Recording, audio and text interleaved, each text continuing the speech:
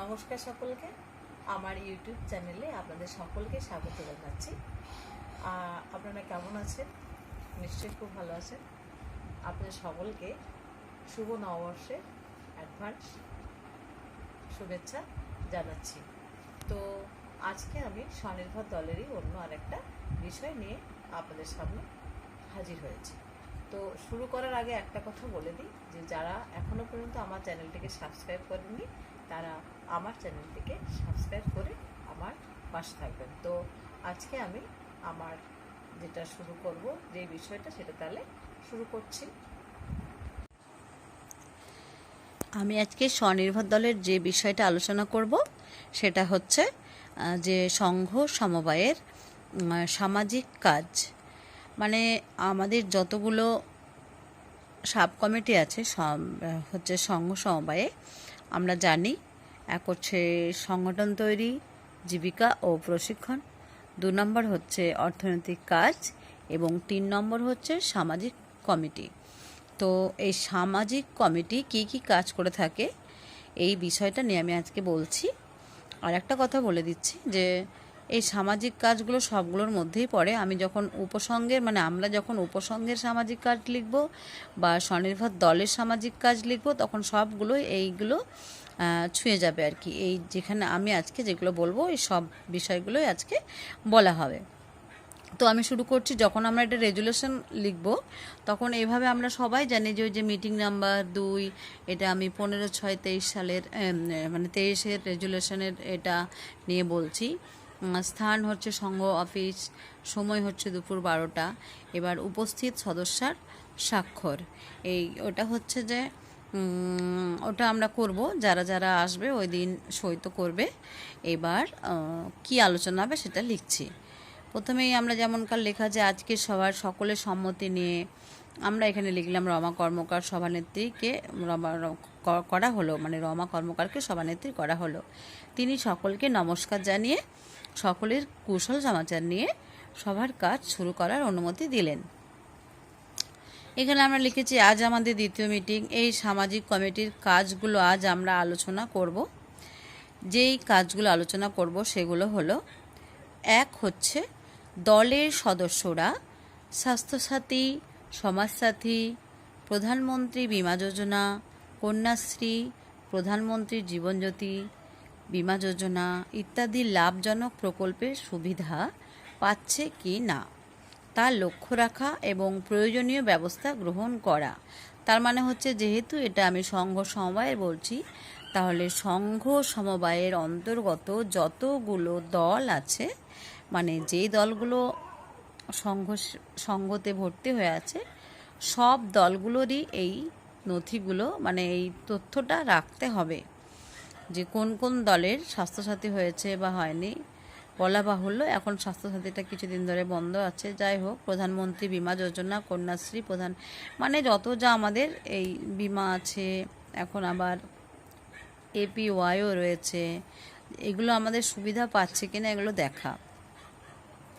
2 নম্বর, সমবায়ের অন্তর্গত অনেক মহিলা আছে যারা কিনা প্রতিবন্ধী, অনেকে আছেন বিধবা, অনেকে আবার বয়স্কও রয়েছেন মহিলা। তো সেই মহিলারা প্রতিবন্ধী ভাতা, বিধবা ভাতা, বয়স্ক ভাতা যারা যারা পাবার যোগ্য সেই সব মহিলারা এসব পাচ্ছে কি না এগুলো আমরা দেখব, দেখার কথা। যদি যারা যারা পায় আমরা একটা উপসংঘ ধরে কিন্তু লিখব। ধরুন যে সংঘ এই একটা সংঘ সমবায়ের ধরে নিন যে 10টা বা 6টা উপসংঘ, তাহলে সেই উপসংঘ ভিত্তিক লিখতে হবে যে অমুক 1 নম্বর সংসদে, ধরুন হচ্ছে যে সোনারতরী উপসংঘে এতগুলো মহিলাকে প্রতিবন্ধী ভাতা দিতে হবে বা দেওয়ার যাতে ব্যবস্থা করা সেটা আমরা করার চেষ্টা করব। এতগুলো মহিলা আছেন যাদেরকে কিনা বিধবা ভাতা দেওয়ার আমরা ব্যবস্থা করব, বা এতগুলো বয়স্ক মহিলা আছেন যারা হচ্ছে বিধবা ভাতা পাবার যোগ্য।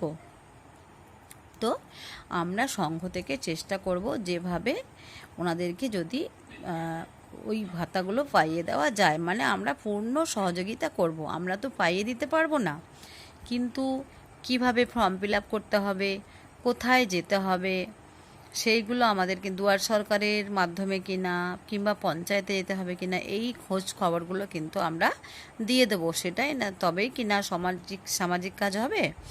যাই হোক, 3 নম্বর হচ্ছে রাস্তাঘাট পুকুর ডোবা পরিষ্কার আছে কিনা।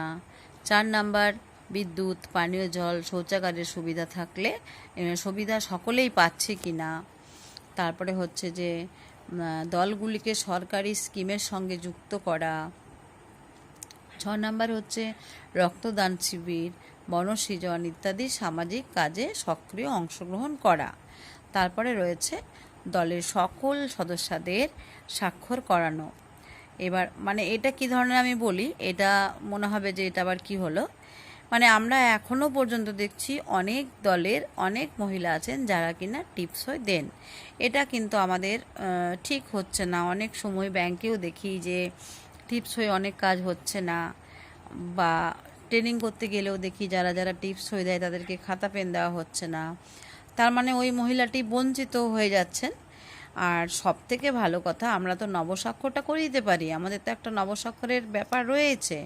তাহলে আমাদেরও কর্তব্য, আমাদের সামাজিক কর্তব্য প্রত্যেকটি উপসংঘ থেকে উপসংঘ ওয়াইজ সংসদ এলাকা ধরে যতগুলো দেখব যে দিদিরা, যেসব মহিলারা এখনও পর্যন্ত স্বাক্ষর করতে পারছেন না, মানে নিজেদের সইটা করতে পারছেন না, তাদেরকে কিন্তু করে দেওয়ার, সই করানোর দায়িত্বটা, শিখিয়ে দেওয়ার দায়িত্বটা আমাদেরই, সেটা আমাদেরকে করতে হবে। এরপর শিশু ও মহিলাদের বিভিন্ন প্রতিষেধক টিকাকরণ সম্পর্কে মায়েদেরকে সচেতন করা। এটা কিন্তু আমরা অনেককেই করে থাকি।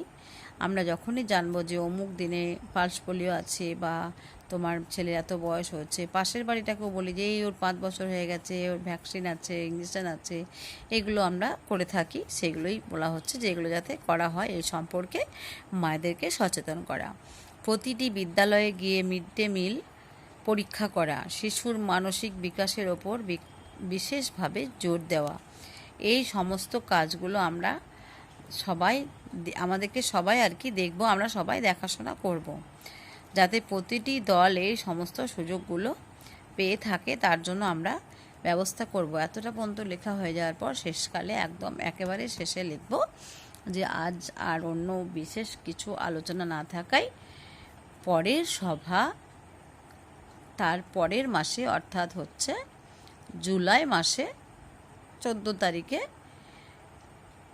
এইটা বলে সংঘ অফিসে বেলা 1টার সময় এটা বলে আমরা সভা শেষ করছি। সভানেত্রীকে ধন্যবাদ জানিয়ে এবং সকলকে ধন্যবাদ জানিয়ে আমরা সভা শেষ করছি। এই হলো আমার আজকের সামাজিক কাজ।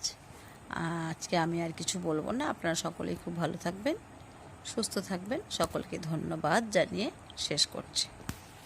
তো এতক্ষণ ধরে আমি এটা আপনাদের সামনে পুরো আমার নিজেই, আমি যেহেতু খাতাতে লিখলাম বা লিখে দেখালাম, তার জন্য হচ্ছে যে আমি নিজেকে দেখাতে পারিনি। তো আজকে আর কিছু বলছি না, পরবর্তী ভিডিওতে আবার আপনারা আমাকে দেখতে পারবেন এবং আপনাদের সামনে আবার আমি হাজির হব।